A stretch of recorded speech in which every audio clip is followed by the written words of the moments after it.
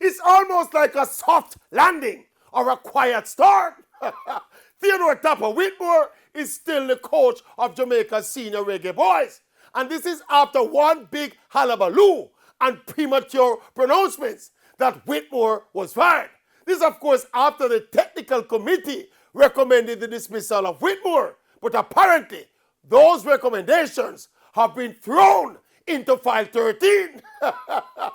So Tappa is still the coach. And look, this is World Cup qualifying we're talking about. No emotions and sentiments should be involved.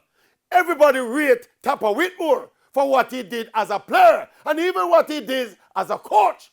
But the fact of the matter is that the window for firing Tappa is long closed for it to make sense. Apart from the fact that JFF now have no money to hire the caliber coach Jamaica really needs right now.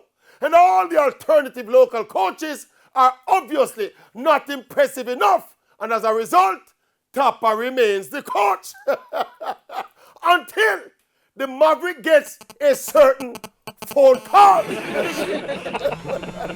Yes, from my fly brethren on the wall in the JFF board of directors.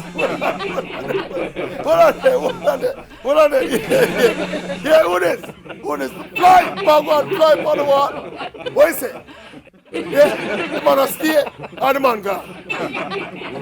What you say? What you say? Steal me.